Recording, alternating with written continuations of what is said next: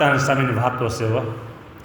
હા, એ આપણને ભગવાન ભજવામાં વિઘ્ન કરનારાની વ્યક્તિ આપણને ભગવાન ભજવામાં વિઘ્ન કોણ કોણ કરે છે સાંભળજો. એક તો આ લોક, બીજા સગા, મામા માસી ભાઈ ફુવા બધા સગા વિવાહ વેલા, અને સ્ત્રી, છોકરા, મા બાપ, રૂપિયા, અને આ છેલ્લે દેહ. દેહ પણ ભગવાન ભજન વિઘ્ન કરવો. મને હમણાં 1 મહિનાથી વીતી ગઈ ખરી હો. 1 મહિના ખરેખરી વીતી ગઈ. હા, આ બધા વિઘ્ન કરનારા છે. અને જો બળિયો મુમુક્ષુ હોય તો એને ન ગણે. જો પેલા છે ને આ લોક એટલે કેવી રીતે કે ભાઈ અમારે બધો લોકમાં વ્યવહાર રાખવો પડે ને, એટલે ભગવાનને ભજવાનું મૂકી લોકના વ્યવહારમાં જાઓ વ્યવહાર રાખવા માટે. આડો આવ્યું ને. હવે તમે મોટા થઈ ગયા હો, વૃદ્ધ થઈ ગયા હો, નિવૃત્ત થઈ ગયા હો, અને છોકરા બધું સંભાળ લેનારા હોય તોય તમને જો અંદરથી થોડોક આમ ઈચ્છા હોય ને તો કે લગ્નમાં જાવું, મરણમાં પરણમાં હું જાઉં તો સારું, કે લ્યો મોઢું દેખાડ જાવું. હવે એટલી વખત તમારે ભગવાન ભૂલાય જ હોય 100%. એટલે લોક બીજા સગા. હવે તો તમે અમારે ઘરે આવતાય નથી, કે હવે તો તમે આમ છો કાં સામેથી ગયા. હમણાં ઘણા સમયથી દીકરીને ઘરે ગયો નથી ને તું જાવું. હમણાં ફલાણા વેવાઈને મળવા નથી ગયા તું મળી આવું. હમણાં ફલાણા મામાને ઘરે નથી ગયા તું જાવી. એટલે સગા. અને સ્ત્રી, મુક્તાનંદ સ્વામી એક ગામમાં આવ્યા અને એક હરિભગત, એને ખબર પડી કે સ્વામી આવ્યા છે. એટલે સાંજે ખેતરથી આવી વાળું પાણી કરી અને તૈયાર થયા. સ્વામીનું સમાગમ થાય, દર્શન થાય.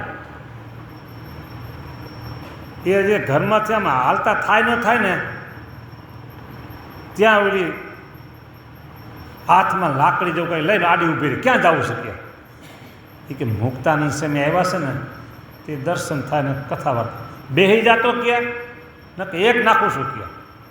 હો, ઘરવાળીએ કીધું, બોલો ચૂપ થઈને બેસી ગયો. આવું તો ઘણું તમને ખબર હોય. હા, આ તો મેં થોડુંક તમને કીધું. બાકી ઘરમાં એમ કે તમારું હાલતું હોય, તમારું ન હાલતું હોય. પછી છોકરા એ આડા પડે, ઓલું આમ છે, ઓલું આમ છે, તેમ છે, તેમ છે. એટલે એ ભગવાન ભજન છોકરાએ નડે. પછી મા બાપ, જો હગ્ગા મા બાપ એ છોકરાને આડા આવતા હોય ભગવાન ભજવા. બોલો, એવા પ્રસંગ ત્યાં બે તો ઘણા બધા છે. એટલે કેવો નથી એક પ્રસંગ. બોલો, છોકરો જુવાન જોધ હોય, 15 વર્ષનો, 16 વર્ષનો, 17 વર્ષનો, 18 વર્ષનો, 20 વર્ષનો, અને એમ કે મારે ભગવાન ભજવા આવે, સાધુ થવું છે. બોલો, અને વ્યવહારમાં તમારે કંઈ જરૂર નથી બીજી કંઈ. ખાધા પીધા તમે સુખી છો. આ ભાઈ છે એ કામ કરે એવો છે, નાનો ભાઈ કે મોટો ભાઈ બીજો, બરાબર, અને બધું સરખે ગોઠવેલું છે. પણ મને રજા આપો, ભગવાન રજા આવશે. કામના કુઈટા, કામ કરવું પડે તારે હરામનું ખાવા જવું છે, ત્યાંથી જ મૂકે. શું કે કામના કુઈટા, હરામનું ખાવા જવું છે તારે? કામ કરવું પડે આળો થાય છે, એ મફતમાં મળે જવું છે એમ ને, ત્યાંથી જ મૂકે. બોલો, જેટલો પ્રયત્ન કરો એટલો કરી શકે રોકવા માટે, પણ ન જવા દે. અને 18 વર્ષ ઉપર થઈ ગયા હોય એટલે કાયદાની કલમ રોકી શકે નહીં કોઈને. હા, જાય પછી તો. પણ આડા ફરે ખરા મા બાપ. અને રૂપિયા આડા આવે. ભગવાન ભજો, રૂપિયા હોતી આડા આવે. બોલો, ઝાઝા રૂપિયા હોય, હા, નીચું કાંધ કરીને નમતો નથી રે, એવું સાધુ સંગાથે અભિમાન. બોલો, ઝાઝા રૂપિયા પછી આમ અકલ ટાઈટ હાલે. અને પછી છેલ્લે આ દેહ. બોલો, દેહમાં જરીક પંચર પડી જાય એટલે પછી ભગવાન ભજન રે નહીં હાલું.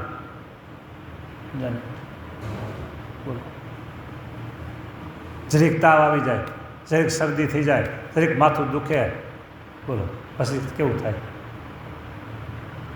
ગમે પૈસા કરો તો આમ ભગવાન ભજન નામ લેવાનું મન ન થાય.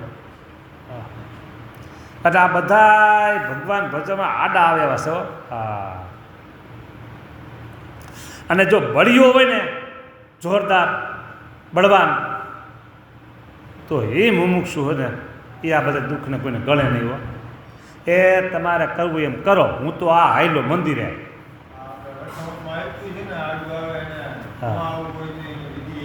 એટલે બળીઓ હોય બરાબર,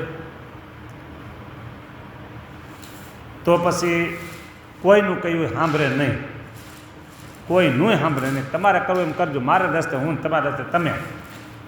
બસ. એક બાપા હતા બરાબર, ગામડાની વાત છે. છોકરા સૈયા બધે કામકાજે ચડી ગયા અને આ ઉંમરલાયક થઈ ગયા. પછી બધાને ભેગા કરીને કહી દીધું બરાબર, એ કે હવે આ બાપો છે ને સવારે નાહી ધોઈ પૂજા પાઠ કરીને મંદિરે જાહે. આ મંદિર 12 વાગે બંધ થાય એટલે બાપો ઘેરે આવશે. ખાઈ પીને થોડોક આરામ કરી અને પાછા 3-3:30 ભગવાન જાગશે એટલે બાપો મંદિરે જાહે. અને પછી સાંજે ભગવાન પહોંચશે ત્યારે આવશે અને ત્યારે દૂધ ખીચડી કઢી જે કાંઈ હશે વાળું કરશે બાપો કે. બાકી તમારા વ્યવહારમાં હું આડો આવે છે, મને તમે કઈ આડા આવતા નથી. બસ. એવામાં એક વખત શું થયું, કંઈક મોસમ હશે, સિઝન, મોસમ એટલે સિઝન, અને દાળિયા રાખાય છે ને કંઈક થોડુંક રોટલા બધું વધારે કરવાનું હોય બધા જમાડોને મજૂરને બધાને. એટલે છોકરો એક નાનો આવો આવ્યો કે આતા મારી માએ કીધું છે કે આજ બપોરે તમારે ભાત દેવા જવું પડશે ત્યાં બરાબર. એટલે એ બાપા જે બોલ્યા એ હું નહીં બોલું, બાપાએ ચોખ્ખું સંભળાવી દીધું. પછી એમ કીધું કે ભાત દેવા જાય ને એવો બીજો બાપો ગોતી લેજો કે આ બાપો ભાત દેવા જાય નહીં કે. હા બોલો. એટલે આ બળવાન હતા ને, બળિયા હતા, એટલે કાંઈ ગણ્યું નહીં. એ તમારી ચિંતા તમે કરો, મારી ચિંતા હું કરું કે બીજાને. આવા ઘણા હોય છે. હા, એટલે રૂપિયાને ઠોકર મારી દે ને આ લોકોના વ્યવહારને ઠોકર મારી દે ને ભગવાન ભજી લેવો. હવે ઇન્દ્રિયો અને અંતઃકરણ જે માયા છે તે બહુ કઠણ છે. ઇન્દ્રિયો એટલે 5 ઇન્દ્રિયો બરાબર.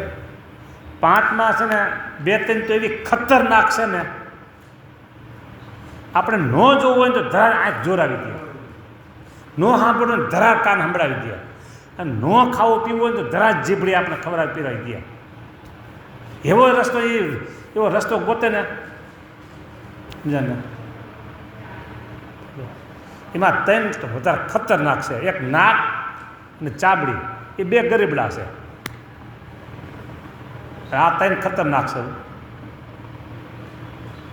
આંખ છેતરી જાય, કાન છેતરી જાય અને જીભ છેતરી જાય. બોલો.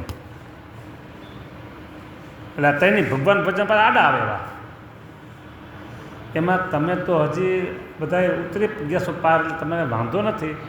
પણ આજના જુવાનિયા છોકરા છે, આ હા મોબાઈલ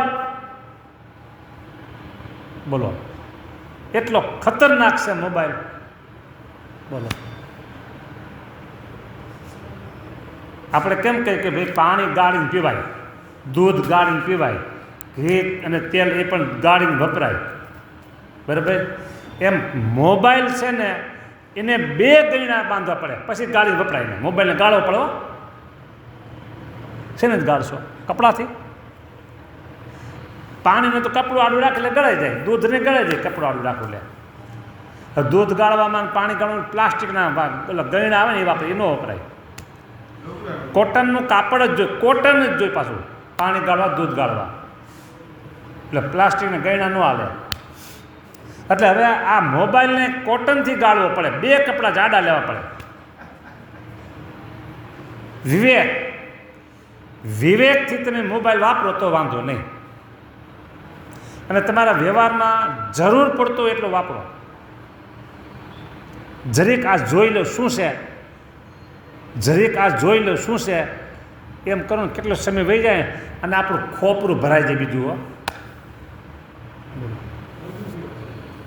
હે હા, સદુપયોગ કરો.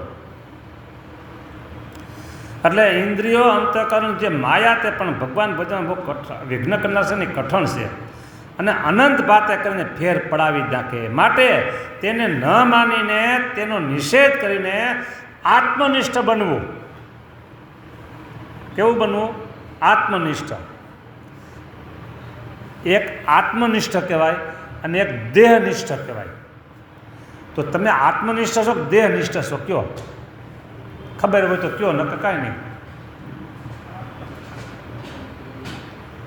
કયો દેહનિષ્ઠ છો કે આત્મનિષ્ઠ છો? દેહને રાજી કરે ને એ દેહનિષ્ઠ, અને ભગવાનને રાજી કરે ને એ આત્મનિષ્ઠ. આપણે દેહને રાજી કરીએ એટલે એને કહેવાય દેહનિષ્ઠ, અને ભગવાનને રાજી કરે તો એ કહેવાય આત્મનિષ્ઠ. લ્યો હવે તમે આમાં સમજી લેજો. એક વાત કરું, ખાલી સમજવા જેવી છે. બરાબર, તમે સારા આમાં દેહની વાત આવે ને એટલે હું કહું છું, સારા કપડાં પહેરો. તમે સારા કપડાં પહેરો. ક્યારે પહેરો? બહાર જવું હોય ત્યારે પહેરો ને. એ કોના માટે પહેરો તમે? ના, દેહ માટે નહીં, બીજાને બતાવવા માટે, તમારા માટે નહીં. હવે સમજો કે તમે આખો દિવસ ઘરે હો તો કેવા કપડાં પહેરો? આખી રાત્રિ કેવા કપડાં પહેર્યા હોય? સાદા જ કપડાં પહેર્યા હોય ને. અને ઘરમાં આખો દિવસ હોય તો કેવા કપડાં પહેર્યા હોય? સાદા. જો તમારે કપડાં પહેરીને રાજી થવાનું હોય તો તમે ઘરમાં સારા કપડાં પહેરીને આટા મારો. બહાર જાઓ ને ત્યારે બીજાને બતાવવા માટે કેટલા પૈસાના ખર્ચા કરો કપડા માટે. અને કોઈએ એમ કીધું તમે સારામાં સારા કપડાં પહેરી અને બહાર જાઓ, કોઈએ તમને એવું કીધું આજે અમારે ઘરે જમવા આવજો, તમે કપડાં બહુ સરસ પહેર્યા છે, આજે અમારે ઘરે તમારે જમવા આવવાનું છે, કોઈએ કીધું. અથવા એમ કીધું ઓહો તમે કેવા સરસ મને કપડાં પહેર્યા છે, બહુ સારા કપડાં પહેર્યા છે, માટે આજ તો અમારે ઘરે આવી ખાલી અડધી કલાક આવી ખાલી શરબત પી જાઓ, શરબત જ્યુસ કાંઈક પીઓ, આઈસ્ક્રીમ કાંઈ, પછી તમે તમારે રજા. કોઈએ કીધું, કોઈને કીધું, તમને નથી કીધું, કોઈને કીધું છે કોઈએ. તો કપડાં કોને માટે પહેરો છો? બીજાના માટે. બીજાને સારું લાગે એટલા માટે. સાચું હોય તો સાચું કહેજો, ખોટું હોય તો ખોટું કહેજો. હવે બીજાને રાજી કરવા માટે આપણે કેટલા પૈસા બગાડવાના? કપડાં તો તમે ઘરમાં પહેરો જ છો, એમાં સારા શોભો જ છો. જો બીજાને રાજી કરવા સારામાં સારા, મોંઘામાં મોંઘા, ફેશનવાળા કપડાં આપણે પૈસાનું પાણી કરવાનું. રાજી કોણ થાય? જો અમારે એટલે રજાલમાં છે ત્રિકમભાઈ પટેલ, અત્યારે છે એ અમદાવાદ, અને આખો દિવસ ભજન, બીજું કાંઈ નહીં. બહુ મોટી ઉંમર થઈ ગઈ છે. છોકરા દીકરા દીકરી બધે પરદેશ છે, સુખી છે, બધા ખૂબ સુખી છે. અહીંયા સરકારી નોકરી, એન્જિનિયર. હવે વાત કરું છું ને એને વાત કરું છું ને હું 50 વર્ષ પહેલાં જ વાત કરું છું. ત્યારે સરકાર તરફથી ગાડી જીપ મળી હતી, એન્જિનિયર હતા. ઓફિસે જાય ને હાવ સાદા જ કપડાં, અને માથે વાળ કેવા હોય? આમાં કોને નથી, આ બાપાના છે બસ વાળ, એવડા જ વાળ હોય. લ્યો હા, એવા વાળ. ગુરુકુળમાં રહેતા એન્જિનિયર, સારામાં સારો પગાર. છોકરાઓના સંડાસ બાથરૂમ હોય ને બધા, જનરલ હોય ને બધા, એ પોતે સાફ કરે. બોલો, એન્જિનિયર. હવે ક્યાં ગુરુકુળ અત્યારે અને ક્યાં જુબેલી માર્કેટ, એ સવારમાં 5 વાગે રેકડી લઈને શાક લેવા જાય. એ તિકમભાઈ હજી છે આજે, આખો દિવસ ભજન છે, બીજું કંઈ વાત નહીં. હા સાદા કપડાં, માથે વાળ હારા, એ કે આપણે કોને બતાવવાના જગ્યા? બોલો, ડ્રાઈવર અને ગાડી સરકાર તરફથી. બોલો, એટલે વાત એવી છે કે આત્મનિષ્ઠ થવું, દેહનિષ્ઠ ન થવું આપણે. હા, દેહનિષ્ઠ કેને કહેવાય? કે દેહને ખૂબ રાજી કરે, સારું સારું ખવડાવવું, ન મળતું એવું પહેરાવું, ન જોડાવું, આ બધું કરાવવું, બધું દેહ રાજી થાય, ભગવાન રાજી ન થાય. અને ભગવાનને રાજી કરવા હોય તો આત્મનિષ્ઠ બનવાનું. આપણે આ દેખાય છે એની દેહ છે, અને નથી દેખાતો ને આત્મા છે. આપણે આત્મા છીએ, દેહ નથી. આપણે કોણ છીએ? આત્મા છીએ. હા, એટલે આત્મનિષ્ઠ થાય ત્યારે સુખે ભગવાનનું ભજન થાય. હો, સ્વામી એમ કહે છે, હું નથી કહેતો. જો નીકળતો વાસના રહી જાય તો 100 વર્ષે કે 1000 વર્ષે, હા હા હા હા, પાછી વાસના પૂરે. આવું છે. સારું, જય સ્વામિનારાયણ.